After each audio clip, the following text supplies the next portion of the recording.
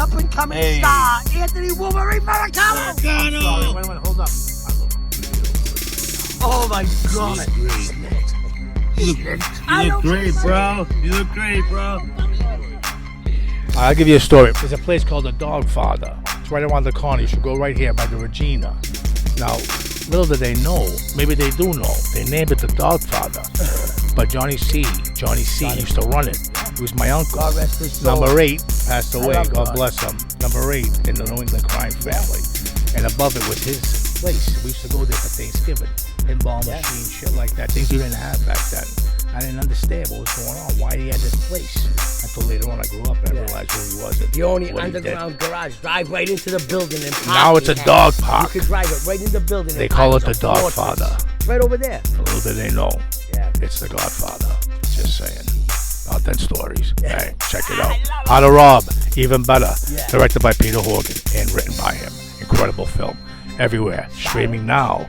Yeah, I'm in it. I play a hitman, don't ask me why. Yeah. You got Typecasting. a lot of friends that give It you is what it advice. is. We are what we are. Who are you? Anthony Faracono with Bill Staxx. Staxx is the man, and chatting with Staxx is the plan. And that's what we're doing right now on a Sunday, Easter Sunday. God bless you all. Peace out. Welcome to Chattin with Staxx.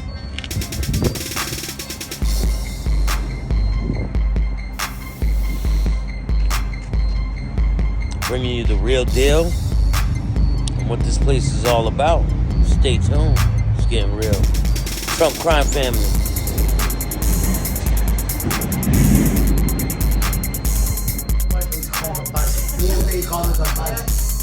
Ice coffee. Ice coffee. Happy Easter. We're gonna bring you some more content. Stay tuned. Chattin with Staxx. My husband Luigi, he worked hard, 44 years. He's a meat cutter and just passed away 6 years ago. And whatever he had, he built everything this. He worked really hard. When did he come here? He came in here in 1968.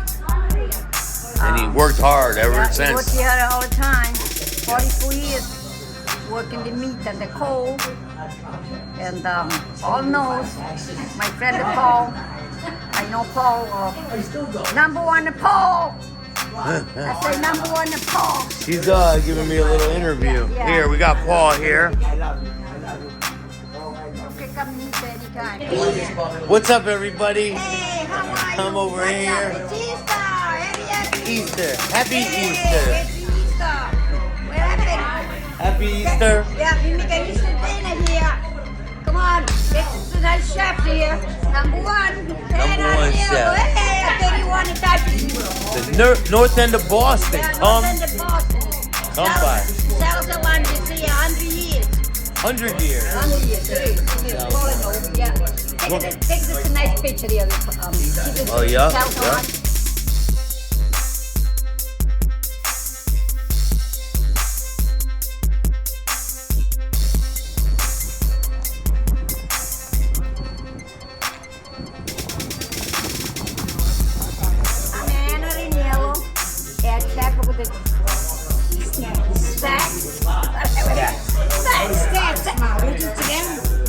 You're chatting with Staxx.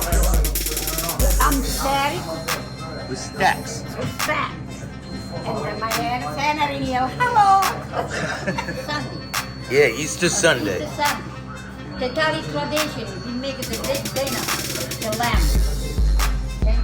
Today, all my family's over, and we cook a bigger lamb. This is my lamb.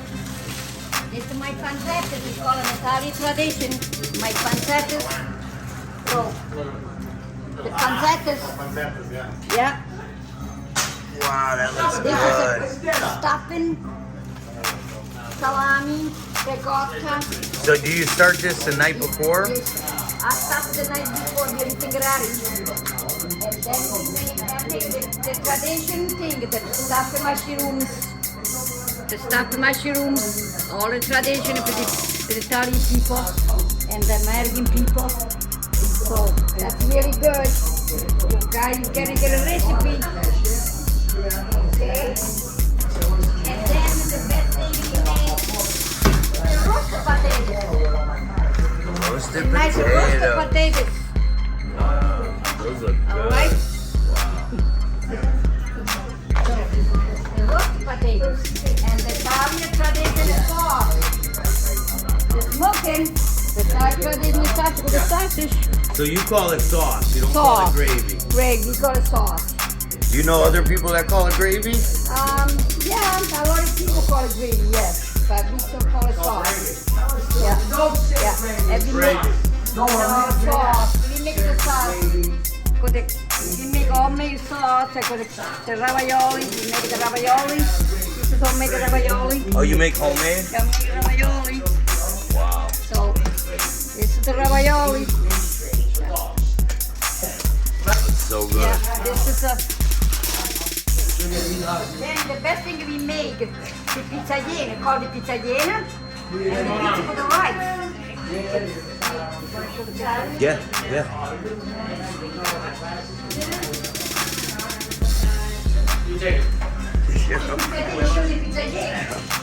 That's another this is the tarallis, that's what we make it. Oh, so that's That's the tarallis, call it tarallis, and it's an all thing. so that's what you have for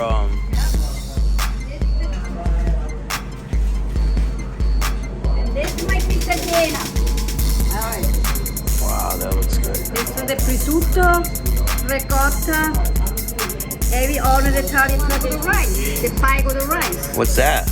It's the pie rice. Rice pie? Rice, yeah, Oh rice my pie. God, look at that. The rice pie. And mix the Easter bread.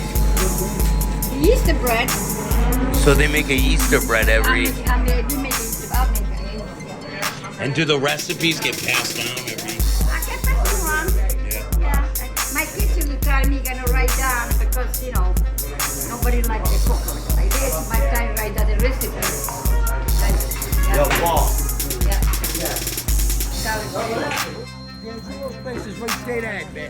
This is the Angelo's doghouse. Stay tuned. This is it. This is the Angelo's headquarters. It's a record shop now. How are you? Hello. Check it out. How are you? I'm great. Here, I got a car. Yeah, you too. So this is the inside of the Angelo's doghouse. Stay tuned.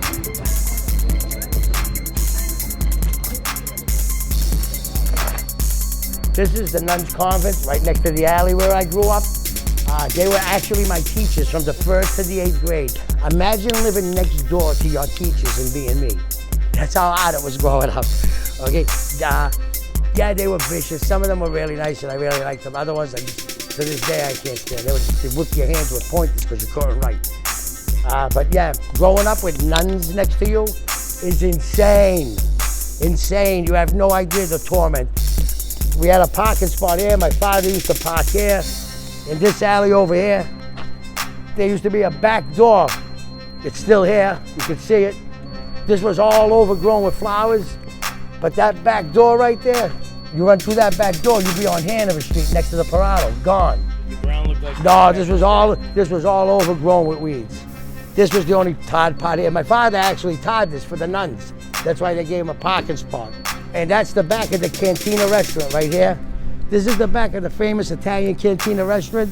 Hey, I used to walk out from my house and order subs in there. Now we're looking at Christopher Columbus, right across the street from the alley where I grew up. This is where I went to high school. I couldn't be any closer. I used to roll out of bed and be in first class. I'd be in homeroom.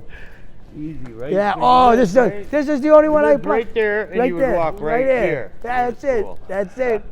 This is my high school. This is it. Paulie's high school. That's it. Oh my God. I am Paul Tanso. I'm in front of my childhood home in the North End. This is 5 Carlson Place. My family actually put this gate here. Behind this, there was another 8-foot high chain link fence. Then I went in and there was a 1-family house in the yard. My father bought it dirt cheap back then because everybody was selling everything to move away. It was like a slum here. And we ended up with the only 1-family house in huge yard in the city, surrounded by a 12-foot stone wall. You can see at the back of the wall. That wall I used to climb. That's how I used to come home, and I'd climb up and over that wall to come home the back way, so I didn't have to come through the gates. The dog would bark. No, it was really funny. All these guys used to talk about killing me. When someone used to tell me that, I used to tell them, Staxx, I live in an alley on the darkest street. What are they waiting for? All my friends learned at an early age. They used to come to my house. I had my first Red Ryder BB gun. I'd have the window cracked open. They'd come, boom, boom, boom, boom, boom. I'd be shooting BBs left and right. I used to nail them. Vinny Bash used to laugh. I used to have the pellet pistol. I used to shoot the flies off the picnic table with a pellet pistol. What other memories do you have of this place? My dog Tiger. I had 3 Rhodesian Ridgebacks, not at the same time, one after another. They were all named Tiger. It was crazy. This is where I got arrested for the murders. I was home in bed that night when they came. I think it was like 3:30 in the morning. They were gonna kill my dog, they were saying, and shit like that.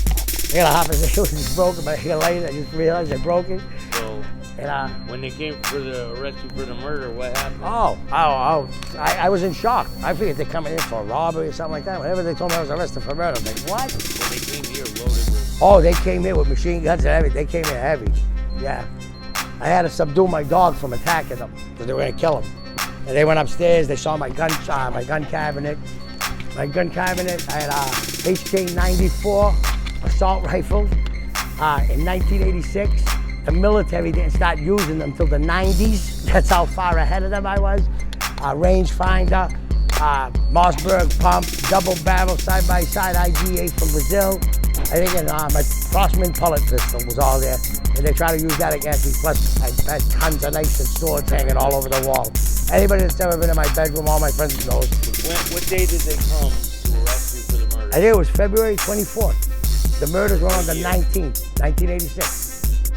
How long did you spend in prison before you got convicted? We were out almost for 2 years. They couldn't find a witness. So what they did instead was they made an assistant district attorney read the witness's testimony to the jury and not tell the jury that that was an assistant district attorney. They violated my constitutional rights. That's how we got out of prison. Yeah. You know, so I knew I was hung as soon as they did that. And then they asked my lawyer, Ken Fishman, the Honorable Ken Fishman, retired Superior Court judge now, the most noble man I've ever met in my life. I know everybody says Bailey won the case. It was Ken Fishman who spent tireless hours at night. Me up the office with him. You know, he watched me grow up. The greatest man I ever met. Love you, Ken. I hope you get hit to hear this someday.